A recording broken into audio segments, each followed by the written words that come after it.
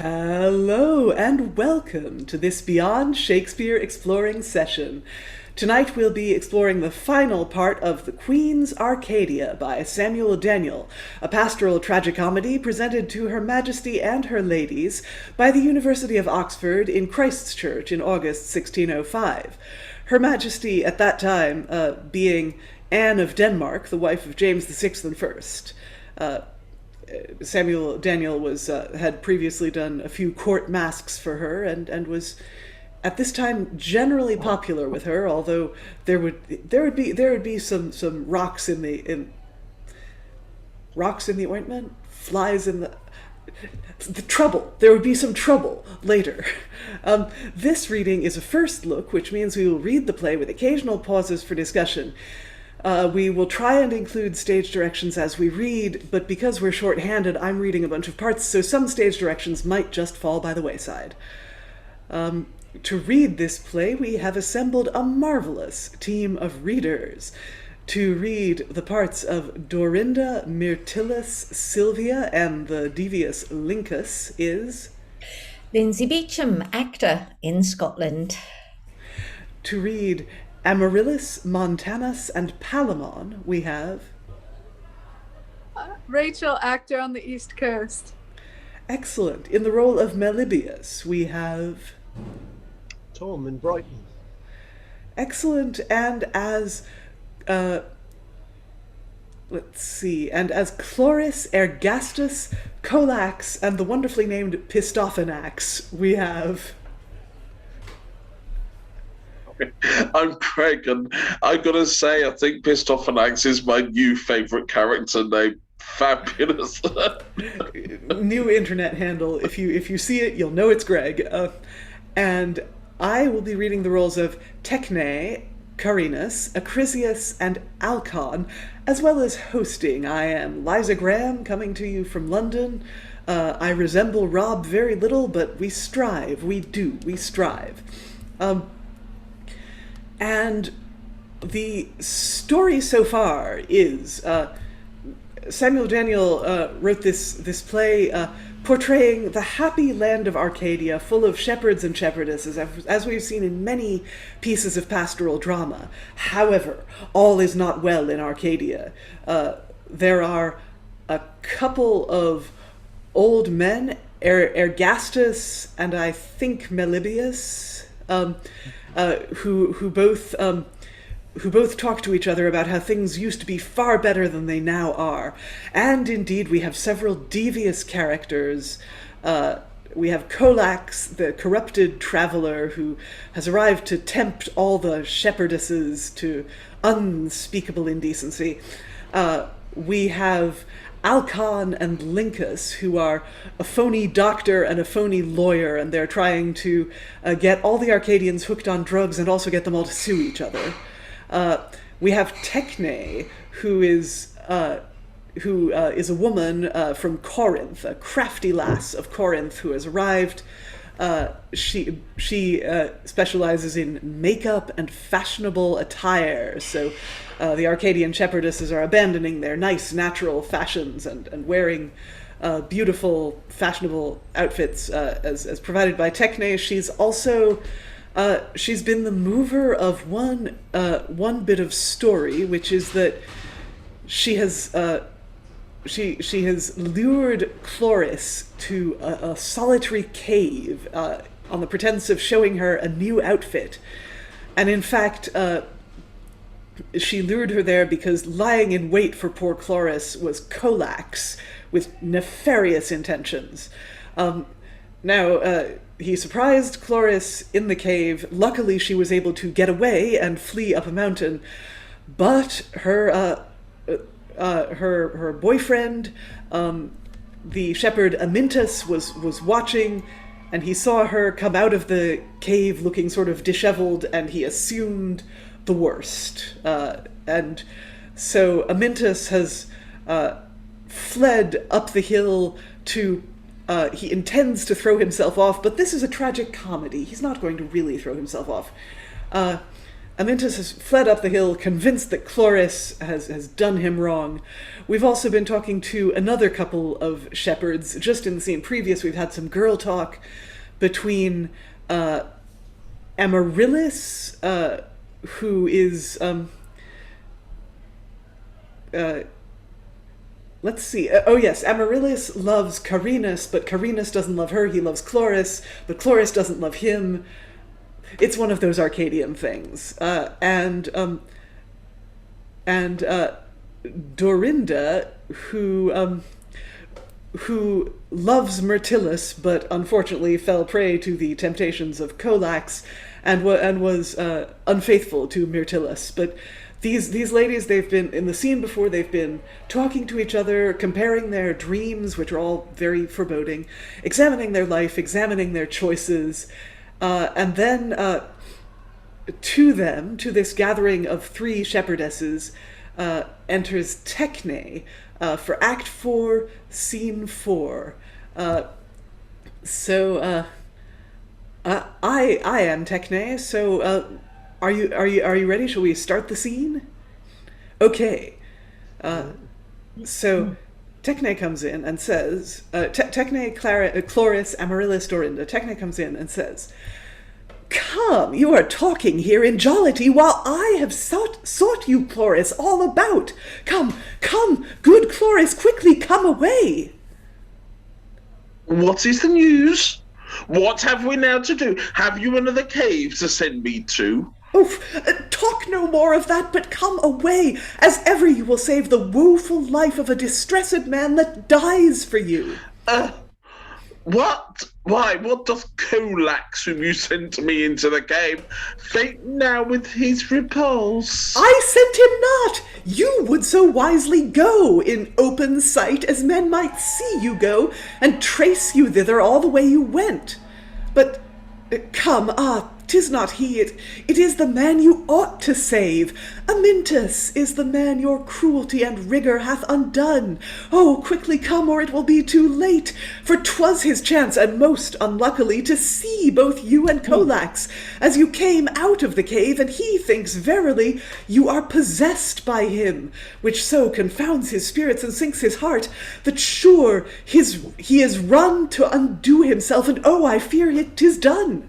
Oh, if it be done, my help will come too late, and I may stay and save that labour here. Cloris, haste away if it be so, and do not if thou hast a heart of flesh, and of a woman. Stay in trifle time. Go run and save thine own, for if he die, 'tis thine that dies. His blood is shed for thee. And what a horror this will ever be hereafter to thy guilty conscience, when years shall have taught thee wit, and thou shalt find this deed enstamped in bloody characters, within the black records of thine own thoughts, which never will be raised whilst thou hast breath, nor yet will be forgotten by thy death. Besides, wide fame will trumpet forth thy wrong, and thou shalt be with all posterity amongst the examples held of cruelty, and have this savage deed of thine be made a sully subject for a tragedy, entitled Cloris, that thereby thy name may seem to be an everlasting shame, and therefore go prevent so foul a stain. Go, Cloris, haste away with speed. Oh, why? Whither should I go? I know not where to find him now. And if he do this deed, it is his error, no fault of mine. Yet pray thee, Techne, which way went the man? Come, Cloris, I will show which way he went, in most strange fury and most desperate speed, still crying, "Cloris, hast thou done this deed?" Oh, why hast not you stayed and persuaded him? I could not stay him, by no means I used, though all the means I could devise, I used. Well, I will go, poor man, to seek him out, though I can do him else no other good. I know indeed he hath deserved my love, and if I would, like any, should be him, so that I thought he would be true to me. But thus my dream may now chance come to pass, and I may happen to bring him home indeed. Montanus' son, and Mintas, that dear lamb he loves so well, and by my gracious deed he may escape the danger he was in, which if I do, and thereby do enthrall myself to free another's misery, then will I sit and sigh and talk of love for something, sorry, as well as you, and have your company. For something I do feel again to move, and yet I hope 'tis nothing else but fear. Yet know I that fear may hap to love. Well, Techne, come, I would not have him yet to perish, poor Mintas, in this fit. Well, Cloris, yet he may, for aught I see before you come, unless you make more haste. Ah, cruel maid, she little knows the grief of such a heart that's desperate of relief, nor understands she her own happiness, to have so true a lover as he is. And yet I see she's touched, if not too late, for I perceive her colour come and go, and though in pride she would have hid her woe, yet I saw sorrow look out at her eyes. And poor Amyntas, if thou now be gone, thou hast, like to the bee that stinging dies, and in another wound left his own life, transpierced by the death, that marble heart, which living thou couldst touch by no desert.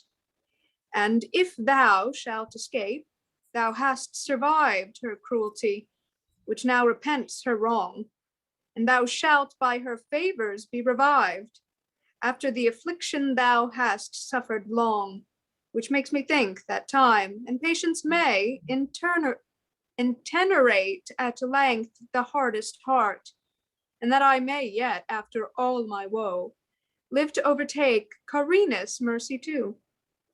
And here this sad distress of such a true and constant lover, overcome with grief, presents unto my guilty memory the wrongs Amaryllis hath endured of me. And oh, I would I knew not how he doth. I fear he is not well. I saw him not scarce these 3 days. I marvel where he is, and yet what need I marvel, who have thus chased him from me with frowns and usage vile, and fondly left the substance of his faith to catch the shadow of deceit and guile. Was Colax he I thought the only man, and is he now proved to be such a one? Oh, that I ever lent an easy ear unto so false a wretch's flatteries, whose very name I now abhor to hear, and loathe myself for being so unwise. What shall I do, sweet Amaryllis, now? Which way shall I betake me to recover the loss of shame and loss of such a lover? Indeed, Dorinda, you have done him wrong, but your repentance and compassion now may make amends, and you must learn to do as I long time have done, endure and hope, and on that turn of fortune seen depend, when all extremities must mend or end. Exeunt. Act 4, Scene 5. Enter Melibaeus and Ergastus. Well, come, Ergastus. We have seen and now, and it is more than time that we prepare against this hydra of confusion now, which still presents new hideous heads of fear. And every hour we see begats new broils and intricates our youth in desperate toils. And therefore let the advantage of this day, which is the great and general hunting day in Ergastus, serve for this good deed. And when we meet, as all of us shall meet here in this place anon, as is decreed, we will advise our shepherds to intermit that work and fall to this imports us more. to chase out these wild mischiefs that do lurk and worse infect than the erythemantan boar or all beast elves, which only spoils our fields, whilst these which are of more prodigious kinds bend to all their forces to destroy our minds. And this occasion will be very fit now to be took, for one day lost may lose more by example than we shall regret in thousands. For when men shall once disclose the way of ill that lay unknown before, it scarces all our pains will ever stop it more. Man is a creature of a wilful head, and hardly is driven, but easily is led. Exeunt. End of Act 4. Well, let's pause for a quick discussion of those two scenes. Yeah, it seems like these two older guys, Melibaeus and Ergastus, have been commenting on the action literally since the first act, and they have done nothing to stop the evil machinations of Colax, Techne, Alcon, and Lincus. But it sounds like they might be getting ready to actually do something now. That's pretty earth-shaking.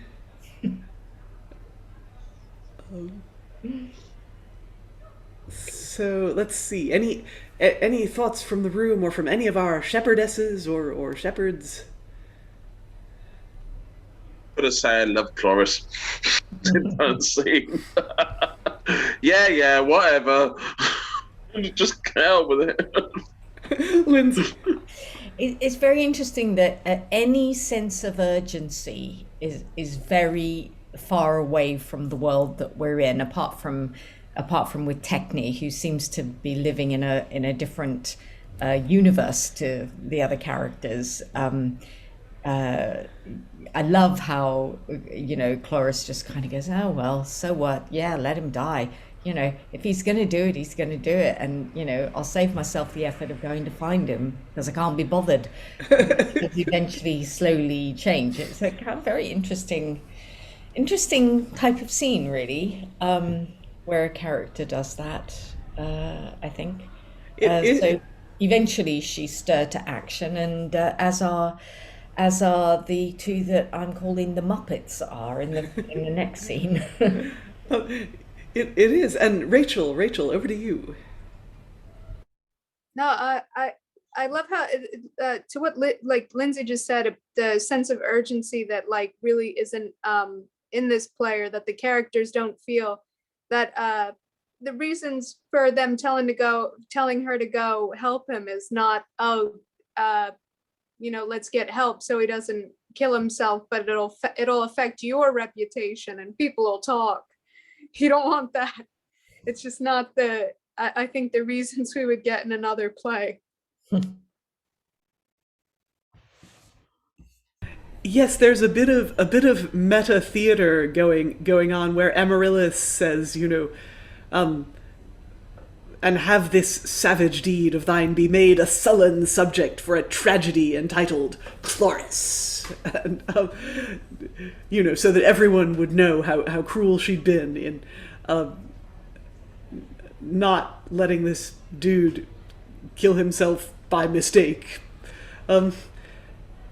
Techne doesn't really take responsibility for the stuff that she did here, because she totally did set up Cloris in that cave where she knew Colax would be. She did set up Amyntas to watch, and she knew it would break his heart, and she hoped that she would then become the object of his affections, but no such luck. Amyntas went full goth and rushed up the cliff, presumably to listen to some Sisters of Mercy at the top and then jump off.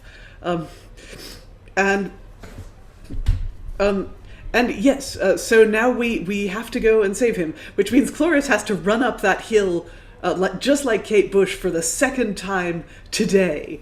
She has to run all the way up that hill and save him. Yes, and there's been a sort of running gag with Melibaeus and Ergastus being compared to Statler and Waldorf. from the Muppet Show who sort of sit in a theater box going, "Oh, this is terrible," and not doing anything. So the next scene, we have Amaryllis, one of the shepherdesses from the previous scene, whether she has run off stage while the two old men have their confab, or whether she has stayed on stage. But she has found a dog. She has found a dog. There's a sheepdog in this scene.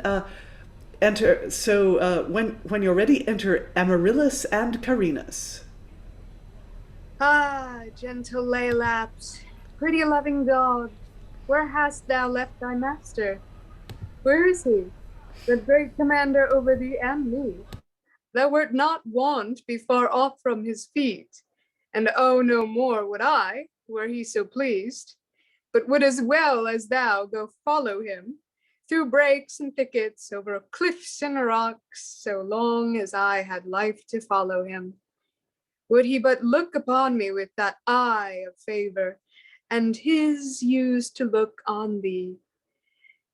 Thou canst be clapped and stroked with that fair hand that thrust away my heart, and beats it back from following him, which yet it ever will, and though he fly me, yet I must after still. But here he comes, methought he was not far. What mean you, Amaryllis, in this sort by taking up my dog to mar my sport? My dear Carinus, thou doest much mistake. I do not mar thy sport, 'tis thou marst mine, and killest my joys with that hard heart of thine.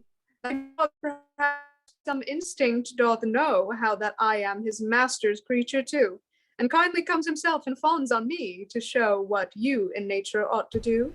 Fie, Amaryllis, you that know my mind should not, methinks, thus ever trouble me. What? Is it troublesome to be beloved? How is it then, Carinus, to be loathed?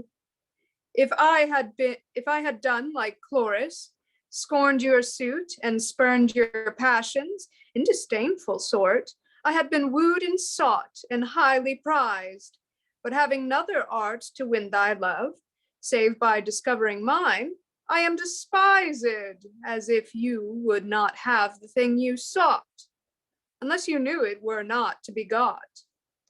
And now because I lie here at thy feet, the humble booty of thy conquering eyes, and lay my heart all open in thy sight, and tell thee I am thine, and tell thee right, and do not suit my looks, nor clothe my words in other colors than my thoughts do wear, but do thee right in all. Thou scornest me as if thou didst not love sincerity. Never did crystal more apparently present the color it contained within than have these eyes, these tears, this tongue of mine bewrayed my heart, and told how much I am thine. 'Tis true, I know you have too much bewrayed, and more than fits the honor of a maid. Oh, if that nature hath not armed my breast with that strong temper of resisting proof, but that by treason of my weak complexion I am made thus easy to the violent shot of passion, and affection I should not. Methinks yet you, out of your strength and power, should not disdain that weakness, but should think it rather is your virtue, as indeed it is, that makes me thus against my kind, to unlock my thoughts and to let out my mind, when I should rather die and burst with love, than once I let my tongue to say I love. And if your worthy parts be of that power to vanquish nature, and I must be one, do not disdain the work when you have done, for in contemning me you do despise that power of yours which makes me to be thus. Now what ado is here with idle talk, and to no purpose, for you know I have engaged long since my heart, my love, and all to Cloris, who must have the same and shall. Why, there is no such odds twixt her and me. I am a nymph, 'tis known, as well as she. There is no other difference betwixt us twain, but that I love, and she doth thee disdain. No other reason can induce thy mind, but only that which should divert thy mind. I will attend thy flocks better than she, and dress thy bower more sweet, more daintily, and cherish thee with salads, and with fruits, and all fresh dainties that the season suits. I have more skill in herbs than she, by far. I know which nourish, which restoring are, and I will find dictamnus for thy goats, and seek out clover for thy little lambs, and tetrafold to cherish up their dams. And this I know, I have a better voice than she, though she perhaps may have more art, but, which is best, I have the faithfulest heart. Besides, Amyntas hath her love, I know, and she begins to manifest it now. Amyntas have her love? That were most strange. When he hath gotten that, you shall have mine. Oh dear Carinus, let me rest upon that blessed word of thine, and I have done. Enter Mirtillus to them, Act 5, Scene 2.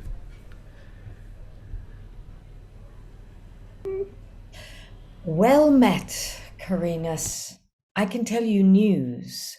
Your rival, poor Amyntas, hath undone and spoiled himself, and lies in that weak case, as we think never more to see his face. Mirtillus, I'm sorry to hear so much. Although Amyntas be competitor in the empire of her heart, wherein my life hath chiefest claim, I do not wish his death. But by what chance, Mirtillus, pray thee tell? I will, Carinus, though I grieve to tell. As Titarus, Menalcus, and myself were placing our toils against anon that we shall hunt below, within the strait twixt Erymanthus and Lycaeus mount, we might perceive under a ragged cliff in that most uncouth desert, all alone, distressed Amyntas lying on the ground, with his sad face turned close unto the rock, as if he loathed to see more of the world. Then that poor space which was twixt him and it, his right hand stretched along upon his side, his left he makes the pillar to support his careful head. His pipe he had hung up upon a beech tree by, where he likewise had placed his sheep-hook, and his knife, wherewith he had encarved an woeful elegy, to show the occasion of his misery. His dog Melampus sitting by his side, as if he were partaker of his woe, by which we knew 'twas he, and to him went, and after we had called and shook him up, and found him not to answer nor to stir, and yet his eyes abroad, his body warm, we took him up and held him from the ground, but could not make him stand by any means. And sinking down again, we searched to see if he had any wound or blow or wrench, but none could find. At last, by chance, we spied a little horn which he had flung aside, whereby we guessed he had some poison took, and thereupon we sent out presently to fetch Urania, whose great skill in herbs is such as if there any means will be, as I fear none will be, her only art must seem to bring him to himself again. Indeed, Urania hath been known to have done most desperate cures, and peradventure may restore him yet, and I do wish she may. But having there used all the help we could, and all in vain, and standing by with grief, as we might well to see so sad a sight, and such unworthy shepherd in that plight, we might perceive come running down the hill Cloris and Techne, with what speed they could. But Cloris had got ground and was before, and made more haste as it concerned her more. And nearer as she came, she faster went, as if she did desire to have been there before her feet, too slow for her swift fear. And coming to the place, she suddenly stopped, starts, and shrieked, and having made such haste to have something done, now could she nothing do. Perhaps our presence might perplex her too, as being ashamed that any eye should see the new appearing of her naked heart, that never yet before was seen till now. And 'tis ill hap for me it was seen now. For we perceived how love and modesty with several ensigns strove within her cheeks, which should be lord that day, and charged hard upon each other with their fresh supplies of different colours, that still came and went, and much disturbed her, but at length dissolved into affection. Down she casts herself upon his senseless body, where she saw the mercy she had brought was come too late, and to him calls, "O dear Amyntas, speak! Look on me, sweet Amyntas, it is I that calls thee, it is that holds thee here, within those arms thou hast esteemed so dear." And though that love were yet so young in her, as that it knew not how to speak or what, and that she never had that passion proved, being first a lover ere she knew she loved, yet what she could not utter, she supplied with her poor busy hands that rubbed his face, chafed his pale temples, wrung his fingers' ends, held up his head, and pulled him by the hands, and never left her work, nor ever ceased. The least of this regard before might have hope all then, when 'twas in her power to have saved his heart and to revive his mind. Now for all this, her mercy is unkind. The good that's out of season is not good. There is no difference now twixt cruelty and the compassion that's not understood. But yet, at length, as if those dainty hands had had a power to have awakened death, we might perceive him move his heavy eyes, which had stood fixed all the whole time before, and fastens them directly upon her, which when she saw, it struck her with that force, as that it pierced through all the spirits she had, made all the powers and parts of her shrink up with that convulsion of remorse and grief, as out she shrieked, "Oh dear, oh my dear heart!" then shrieks again, and then again cries out, for now that look of his did shake her more than death or anything had done before. That look did read to her new conceiving heart all the whole tragic lecture of his love, and his sad sufferings, all his griefs and fear, and now in the end what he had done for her, and with that powerful force of moving too, as all the world of words could never do. Oh, what a silly messenger is speech, to be employed in that great embassy of our affections in respect of the eye. Ah, 'tis the silent rhetoric of a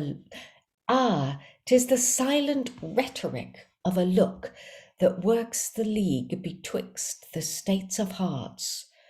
Not words I see, nor knowledge of the book, nor incantations made by hidden arts, for now this look so melts her into tears, as that she poured them down like thunder drops. Nor else did nature, taking pity now of her distress, employ them in that store to serve as veils and to be interposed betwixt her grief and her, to impeach her sight from that full view of sorrow thus disclosed. And now with this came in Urania there, with other women, to employ their best to save his life, if by any means they can. And so we came our way, being sent for now, about some conference for our hunting sports, and with us Techne comes, who is supposed to have been a special cause of much of this. Alas, this sad report doth grieve me much, and I did never think that Cloris had so dearly loved him as I find she doth. For by this act of hers I plainly see there will be never any hope for me. There may for me, if now, Carinus, thou wilt stand but to thy word, as thou hast said. Oh, would to God Dorinda had been there, to have seen but Cloris act this woeful part. It may be it might have deterred her heart from cruelty, so long as she had lived. And I am glad Carinus hath but heard so much this day, for he may hap thereby to have some feeling of my misery. But for Dorinda, never doubt at all, she is more yours, Mirtillus, than you think. Oh, Amaryllis, I would that were true. But lo, where come our chiefest herdsman now, of all Arcadia? We shall know more news. We shall, but first we shall take a short break. So, lots of stuff has happened. And we still don't know if Amyntas is going to be okay. I think he is going to be okay. I think it would be a very cruel twist of the writer to tempt us with his resurrection only to snatch it away again. And true love does conquer all, after all. So. It does. Love is, as we've seen in many early modern dramas, love is the best CPR. And any other thoughts from the room? Tom? The writer does have a lovely turn of phrase. Listening to it, it's nicely put together. Initially I thought, because I'm new first seeing this, I thought, oh, it's going to be just a long, elongated, over elaborate text, but no, he has some beautiful words cannot express, and the rhetoric of a look and things like that. It's nicely written. Yeah, Samuel Daniel knows what he's doing generally, and even the comedy, though it's sometimes a little bit heavy-handed. The comic parts are certainly a lot of fun to read, and it looks like so most of this play has been two-hander scenes. In the last part, we got one three-hander scene between the shepherdesses, and now it looks like everyone is on stage to confront each other, because we've had a lot of the Samuel Daniel thing of people talking about things other people have done or reporting things that just happened, rather than showing us the event. I suppose it's a trope left over from all the neoclassical stuff that Daniel did, where you never show the catastrophe, you just have people talk about it. Because why have an onstage catastrophe when you could have a speech? Or two, or more. Lynsey. Yeah, just on that note, I started reading, who was it, Mirtillus. I started reading Mirtillus, and I thought, oh, this is actually Nuntius or messenger. This is, this is the function that Mirtillus is serving to report the action that happened off stage. So. Yes, but Mirtillus also loves Dorinda, the hard-hearted shepherdess. And he really wishes she'd seen that because, one day he'll be dead and she'll be sorry.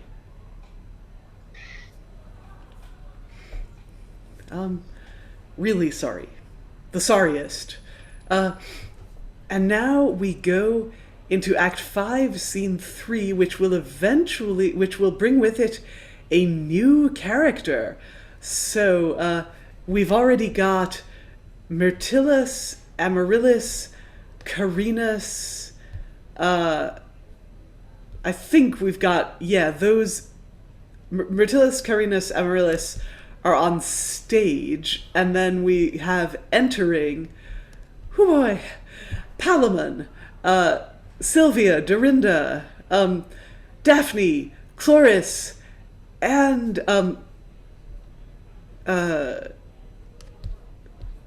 no, wait, I'm reading the wrong scene heading.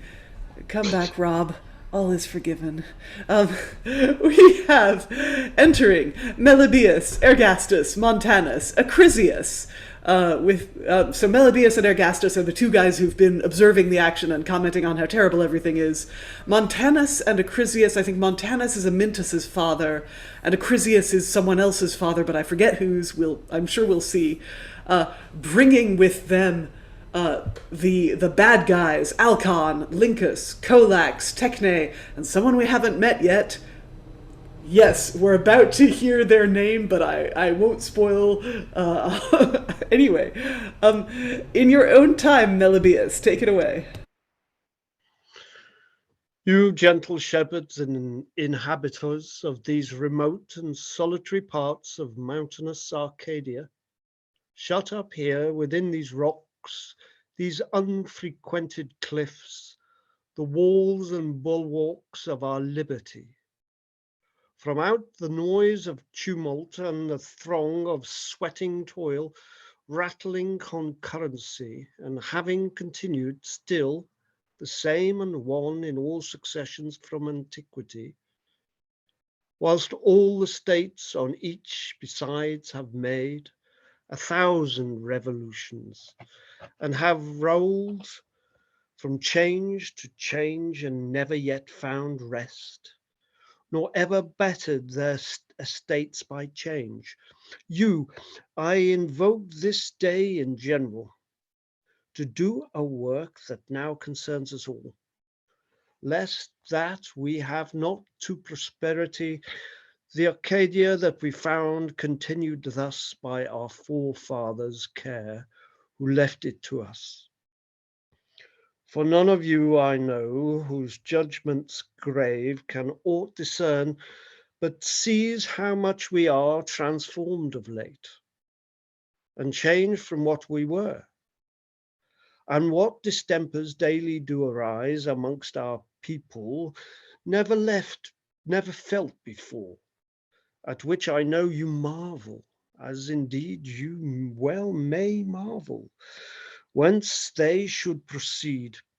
And so did good Ergastus here and I, until we set ourselves more wearily to search it out, which by good hap we have, and found the authors of this wickedness, which devils attired here in the shape of men, we have produced before you, to the end you may take speedily order to suppress our growing follies and their impiousness.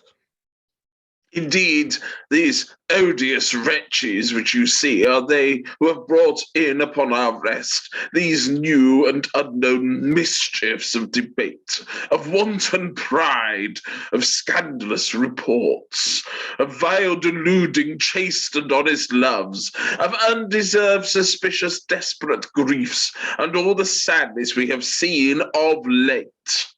And first, this man, this Lincus, you see, Montanus, you, and you, Acrysius, know with what deceit and with what cunning art he entertained your strifes, abused you both by first persuading you that you had right in your demands, and that the right was yours, and would have made as many rights as men had means or power or will to purchase them, could he have once attained to his desires. we do confess our error, that we were too easily persuaded by his craft to wrangle for imagined titles, which we here renounce and quit for evermore. And we desire the memory thereof may die with us, that it be never known our feeble age hath such example shown.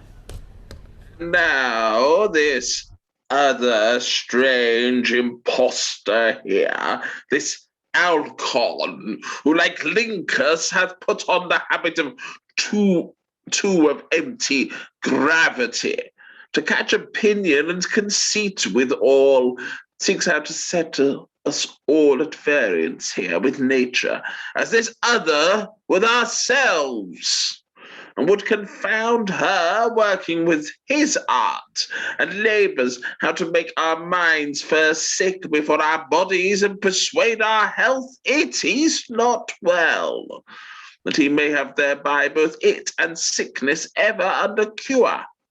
And foreign drugs brings to distempers here, and makes us like the wanton world abroad. But here are two the most pernicious spirits the world, I think, did ever yet produce, Colax and Techne. Two such instruments of wantonness, of lust and treachery, as of the power entice and to debauch the universal state of honesty. But Techne, who is that stands there by you? What is your company increased of late? Truly, it is a very honest man, a friend of mine that comes to see me here. He cannot then but be an honest man, if he be not of one of your acquaintance, sure. This man I have found with them now, since you went, maintaining hot dispute with Tityrus about the rites and mysteries of Pan. He is like to be one of their associates, then. Techne, what is this secret friend of yours? Forsooth, he is a very holy man. A very holy man. What is his name?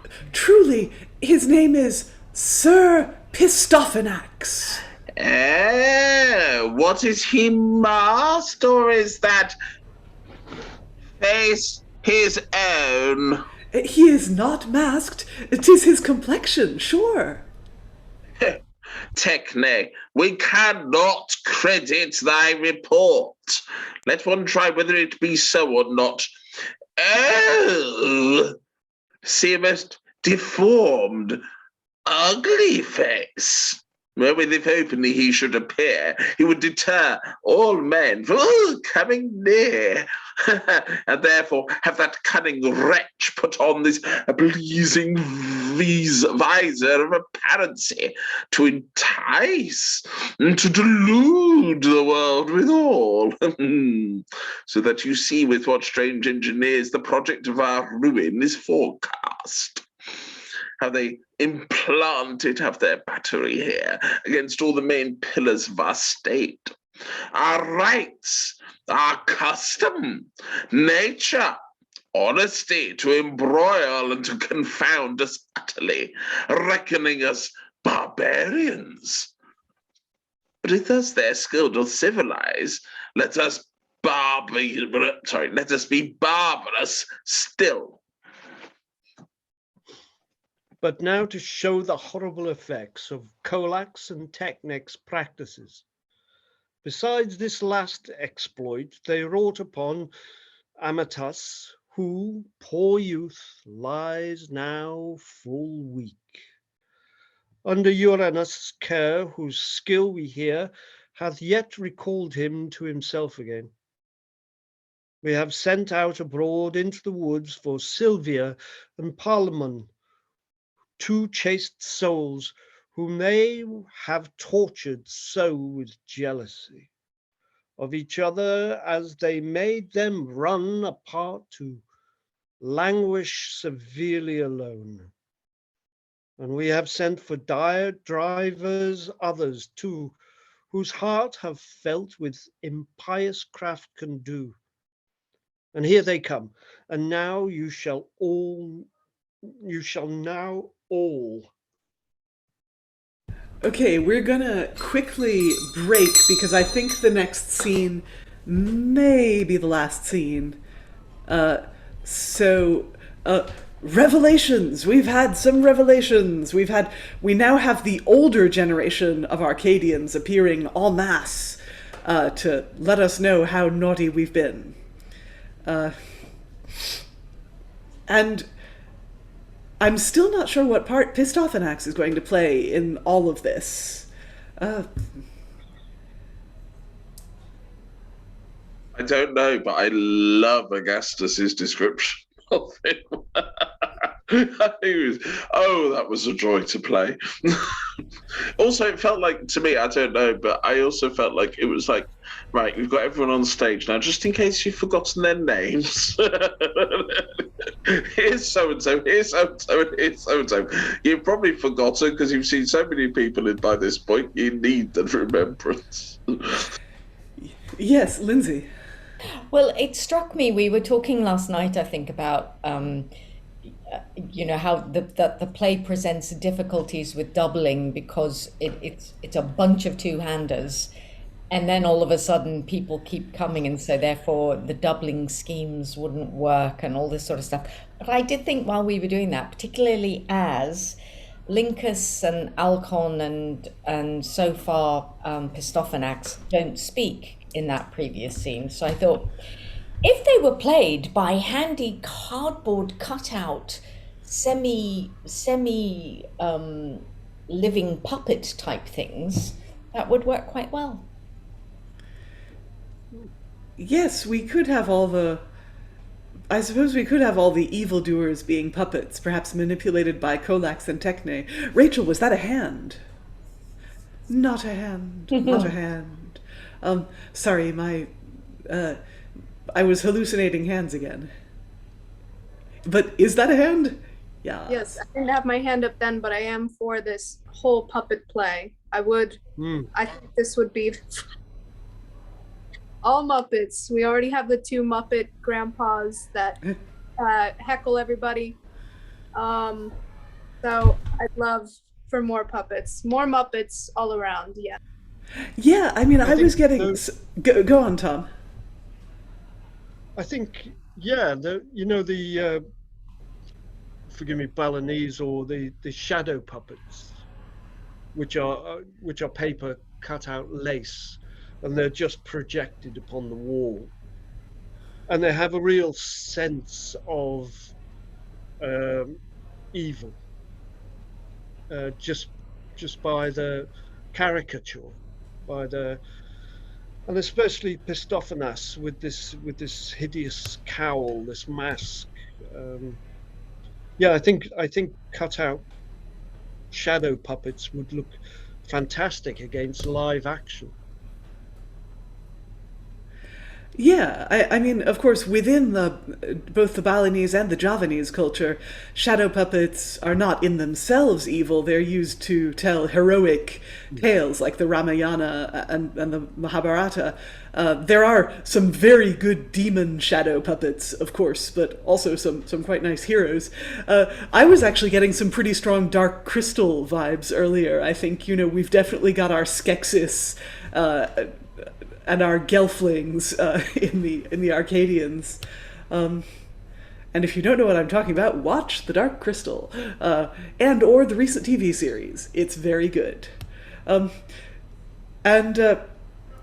It's also what Greg was Greg saying earlier about how if in case the audience forgot the names, everyone keeps naming each other.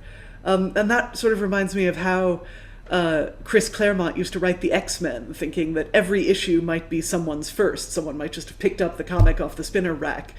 So whenever the X-Men talk to each other, they always call each other by name, and they always refer to each other's powers. They're like, Nightcrawler, can you teleport out there and do a thing?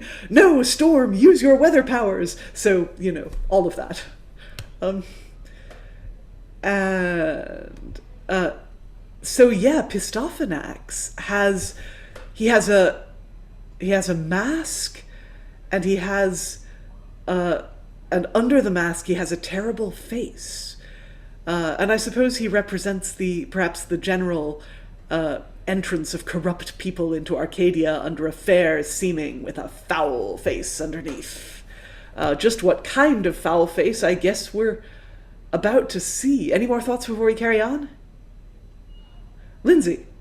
Yeah, sorry, I just put in the chat, but it looks as if the first line in the next scene should be attributed to Ergastus. Yes, I think you're right. I think Ergastus should speak that line. Also, whomever is playing Colax, the last word of Colax's part is whore. It just says W in the text because they were too nice to print that word. But I'm pretty sure that word is whore. On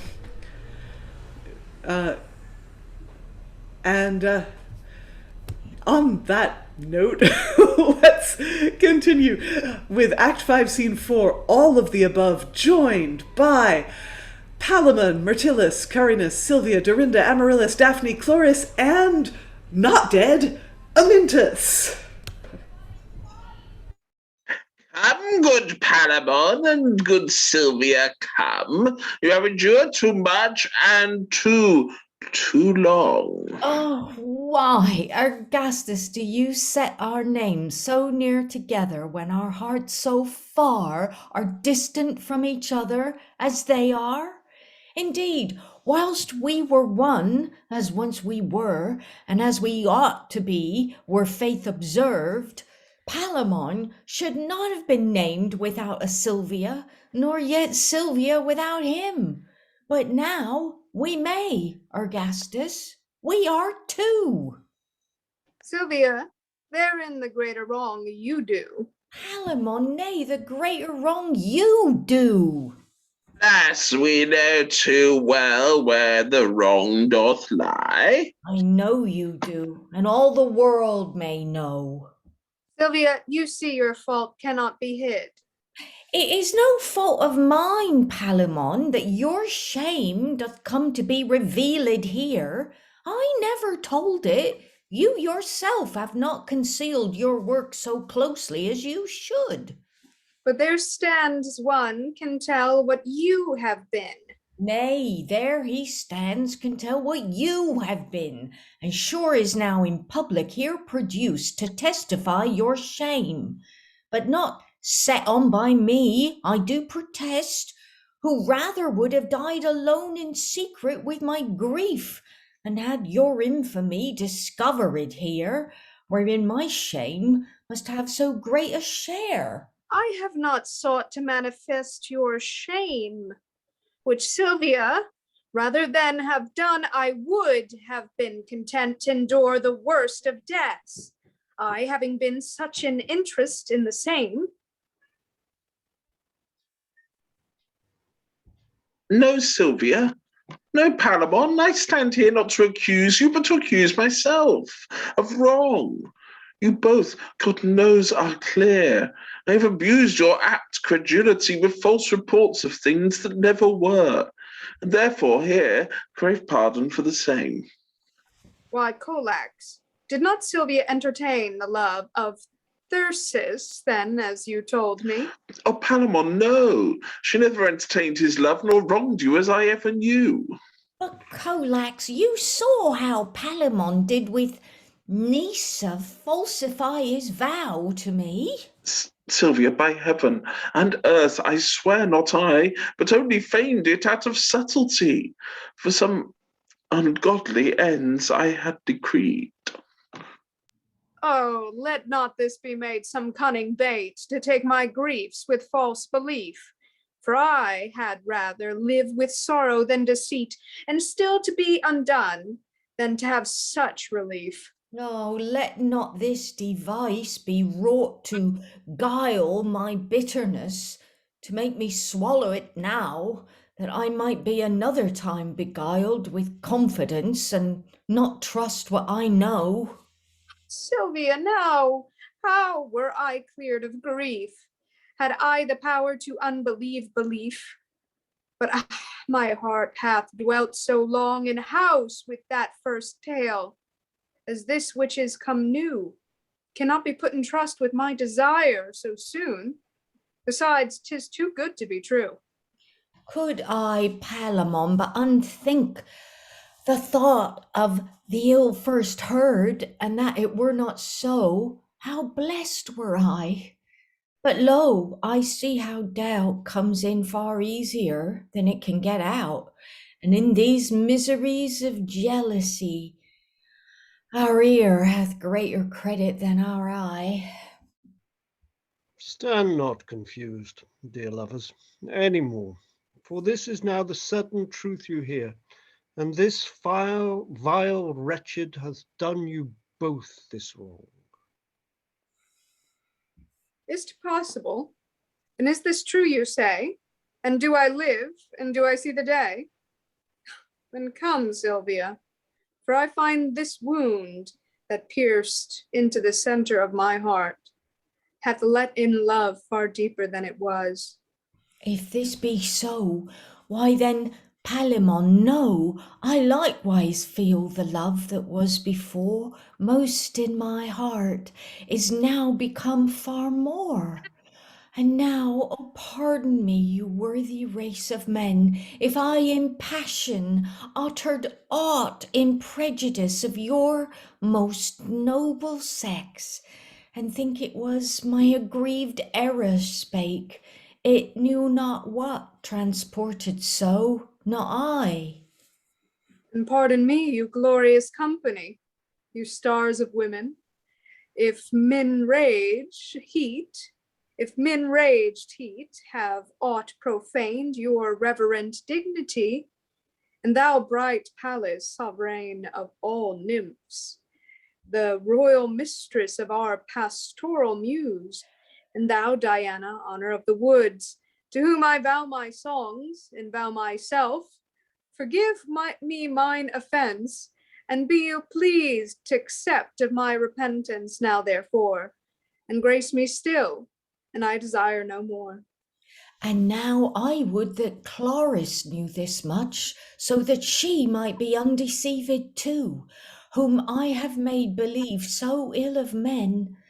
But lo, see where she comes, and as it seems, brings her belief already in her hand, prevents my act, and is confirmed before. Look, Cloris, look, my fears have idle been. Palemon loves me. There is trust in men. And Silvia, I must now believe so too, or else, God help, I know not what to do. Look here, Mirtillus, look. What I told you is now proved false, and women they are true. So I perceive, Palemon, and it seems but vain conceit that otherwise esteems. Alas, here comes my dear restored son, my lovely child, Amyntas here is come. And here is Cloris, my dear daughter, come, and looks as if she were affrighted still, poor soul, with fear and with her sudden grief. Lo here, Montanus, I have brought you home, although with much ado your son again, and sorry am I with all my heart that I have been the cause he hath endured so much. And I restore him back again to you, dear Cloris, and do wish you to forget your sorrows past, and pray the gods you may from henceforth lead your life with happy joy. Do, Cloris, take him, and I wish as much. Well then, to make our joyful festivals the more complete, Dorinda, we entreat you also to accept Mirtillus's love, who we are sure hath well deserved yours. Although this be upon short warning, yet for that I have been summoned before by mine own heart and his deserts to me, to yield to such a motion, I am now content to accept his love, and will be his.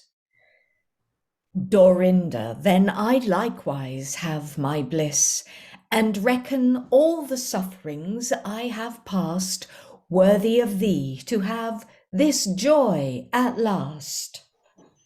And you, Carinus, look on that good nymph whose eyes is still on you, as if she thought her suffering too deserved some time of joy, and now expects her turn, hath brought her lap for comfort to whilst fortune deals good hap.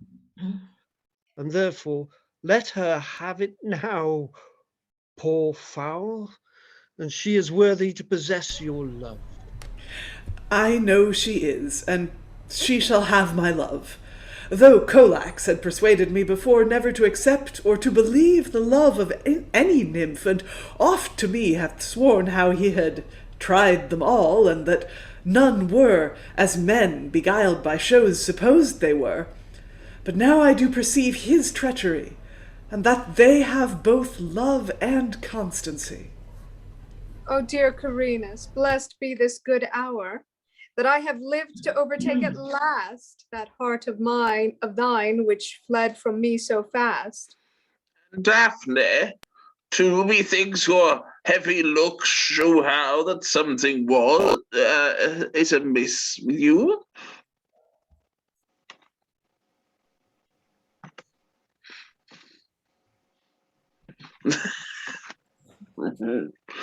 Who's Daphne?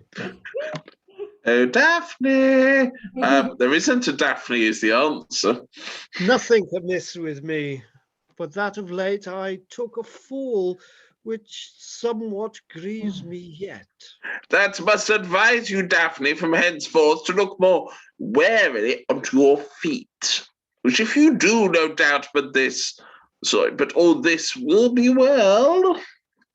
Then thus we see the sadness of this day is ended with the evening of our joy.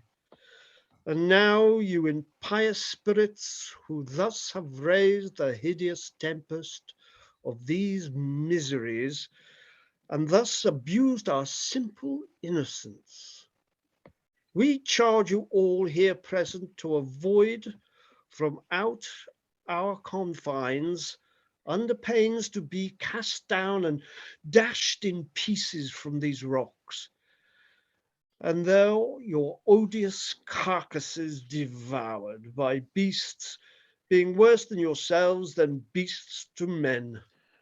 Well then, come Techne, for I see we two must even be forced to make a marriage too, and go to Corinth or some city near, and by our practice get our living there, which both together joined perhaps we may, and this is now the worst of miseries, could come unto me, and yet worthily, for having thus abused so many nymphs, and wronged the honour most unreverently of women, in that sort as I have done, that now I am forced to undergo therefore the worst of plagues, to marry with a whore.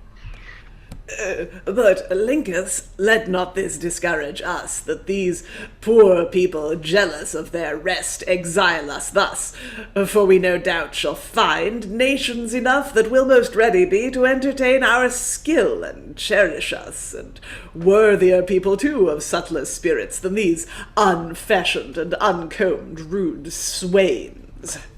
Yea, and those nations are far sooner drawn to all frivolous distractions than are these, for oft we see the gross do manage things far better than the subtle.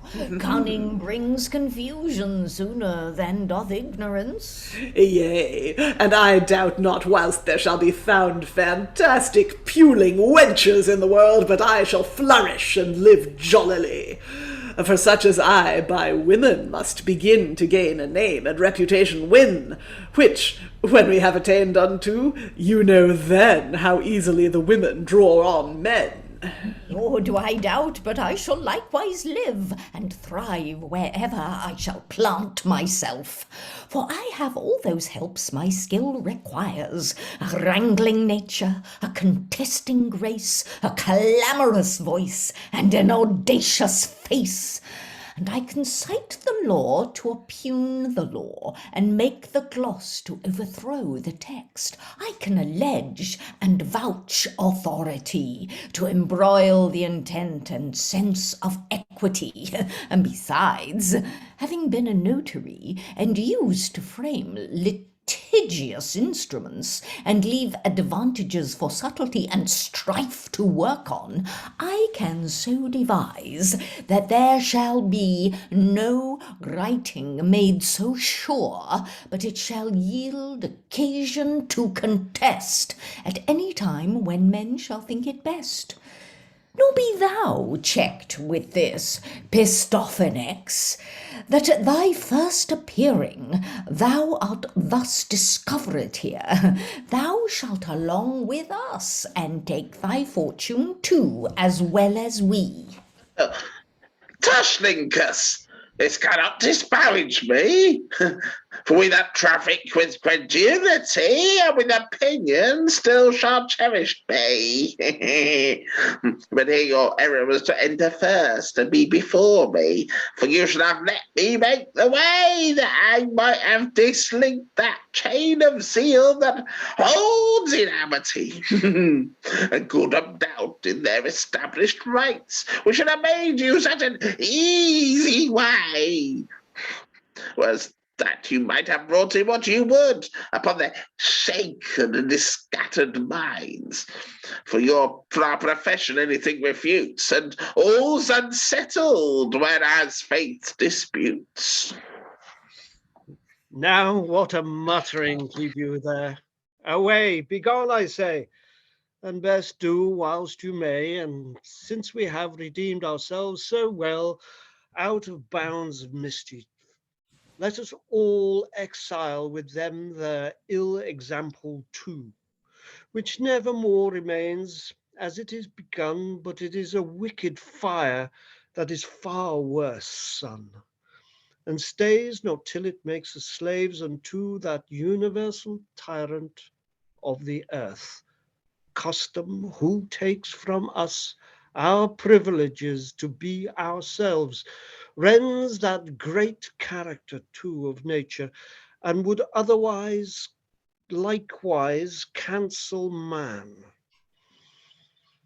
And so enchains our judgments and discourses unto the present usages, that we must all our senses thereunto refer. But as we find ourselves, not as we are, as if we had no other touch of truth and reason than the nations of the times and place wherein we live, and being ourselves corrupted and bastardized thus, think all looks ill that doth not look like us.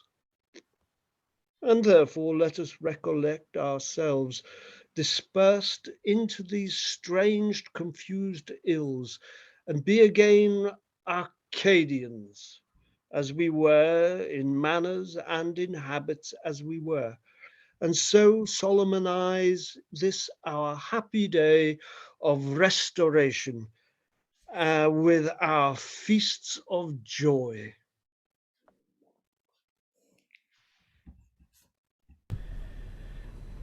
Yes, and thus ends the play. With a speech that's honestly a little confusing, but still, yes, what a strange final scene. Thoughts from the room? Yes, the baddies get well, not quite the last word, but they get most of the last scene. I wonder about Pistophaenax. I wonder if he doesn't have more to do because they can't give him more to do. Techne says he's a holy man. We have a fake doctor and a fake lawyer, so all we really need is a fake clergy person. So I'm guessing he might be a religious satire that might be a little too hot for TV at this time.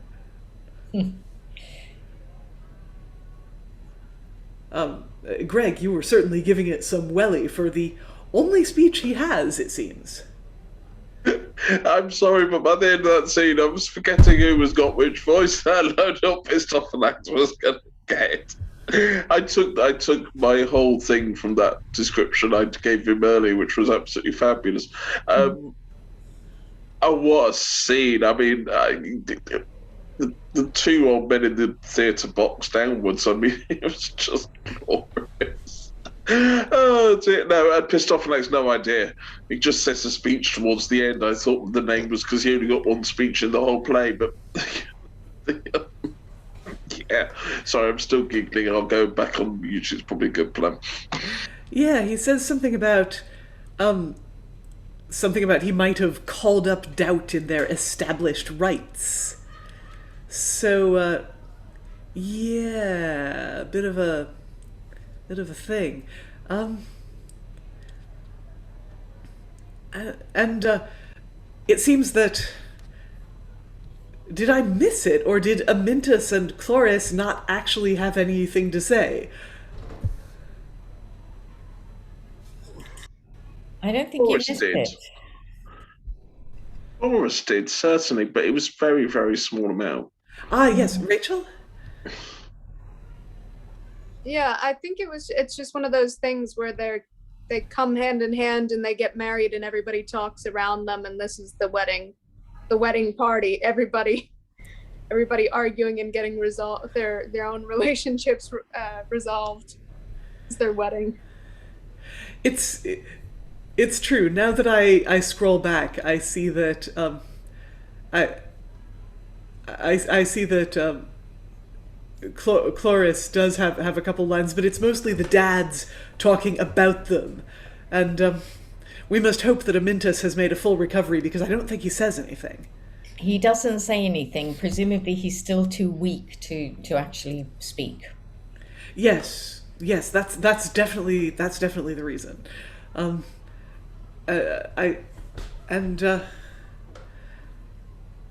Yeah, I mean, that itself, I suppose there's a lot of plays where in the final scene someone is sort of told that they're getting married and they don't speak and other people speak about them.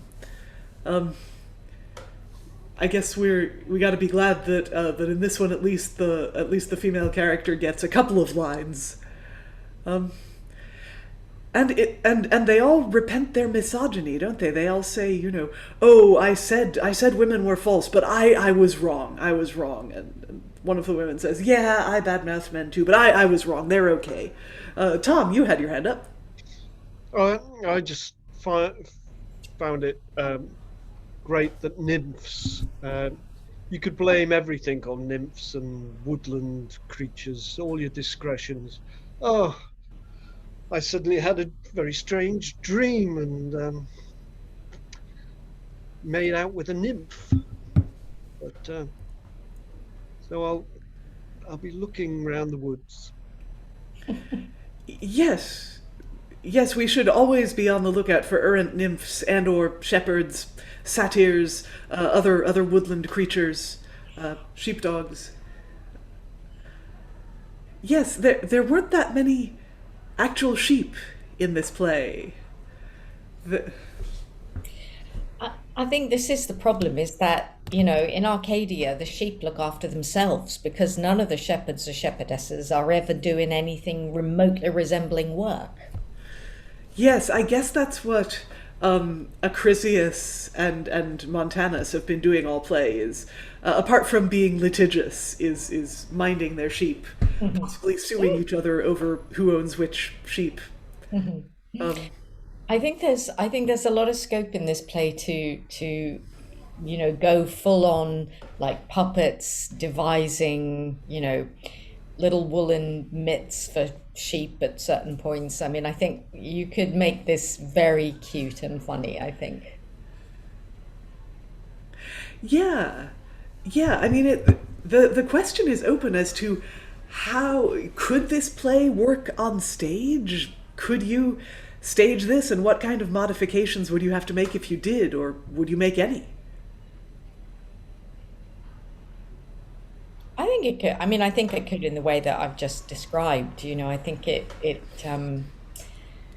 yeah, I think it could be. I think it could be really fun. It could be very funny and very kind of meta, quite knowing and charming and entertaining, I think. Yeah. Yeah. I mean, I confess I had clean forgot about Silvia and Palemon, but perhaps that's because we've taken 3 days to read it. I think this play, if you did it in one, it might be an average length. It might even be quite short. So yeah, that's interesting. And this does seem very much like a boys' company play, in that with all the two-hander scenes, everyone gets their little showpiece, and then you get everyone on stage at the end to end the play. So that's yeah. I mean, it's structured well for them. I guess the question is whether the structure could work for us. Someone else was saying a couple days ago that it might be a good drama school showcase play, because there's tons of parts and everyone gets their bit. But it's time, I think, to go around the room for final thoughts. And the flying fickle finger of fate lands first on Tom. What's your final thought? Yeah, nicely written. But I don't think it would translate today. I think Arcadia is a long time past, unless you did it absolutely full of caricature and almost super surreal, just to have that sort of like not pageant, but I have been watching Sex Education, and there's such a fantastic company of young actors. But all the colours are really strong, and all the characters are really strong, and all the emotions are really strong. And I think it could work in that sense, but only in that sense. I don't think it is anything. It's not a drama, put it that way.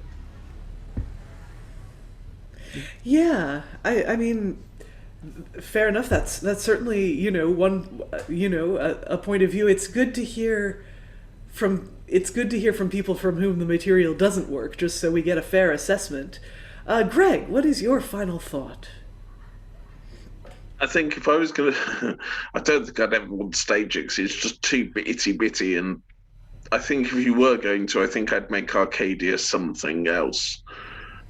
I'm not literally meaning this, but Hollywood, or something whereby it becomes less of this ancient Greek ideal and becomes more of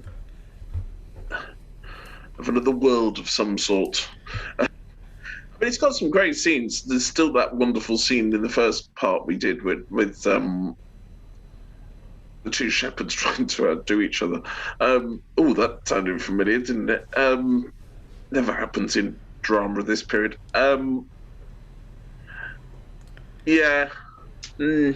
Great fun, but all seems to be all what's it and no trousers to me. But that's my personal.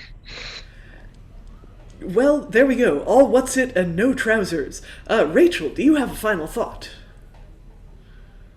I think I think I said before that this is number 3 on my in terms of like Samuel Daniels' other plays for me. I don't know. I agree with a lot of what other people are saying, that it's very itty bitty. Some of the like relationship stuff, like how Angela says, it sounds very teenagery. It's not like they're not the best relationships, and there's a lot of manipulation, I think, with the guy running off to go commit suicide and then have that be what saves a relationship. I don't know. He still writes pretty though, even though I'm not huge on the story.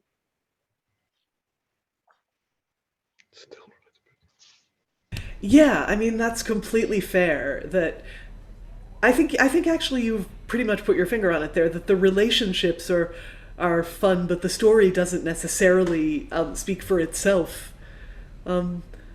Lynsey, do you have final thoughts?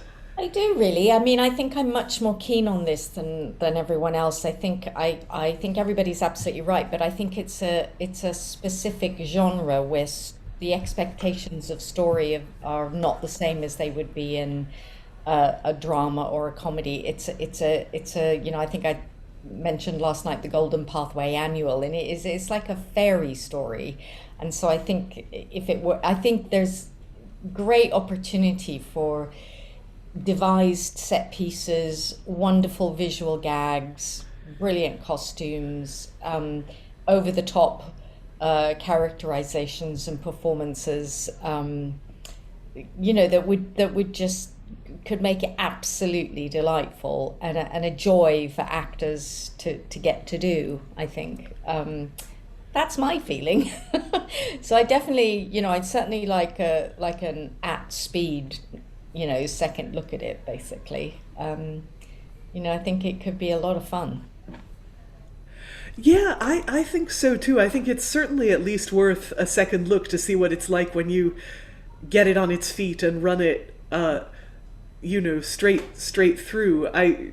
With these first looks, the issue is always, since you read it over several days, it's easy to forget what's happening, and since different people play each character, it's easy to lose track of each individual person's story. Yeah. So it'd be interesting to see how this worked in a second look, whether it might work any better. We've certainly seen, I was racking my brains for other examples of this sort of Arcadia versus people from normal life tradition, and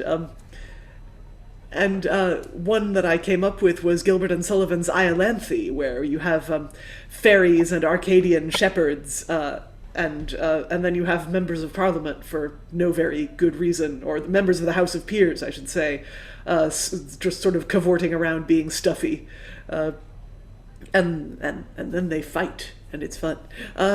So, yeah, there's humor to be got out of this sort of, people from this very elevated world meeting very mundane, very pedestrian sort of people from our world, and I would like to see.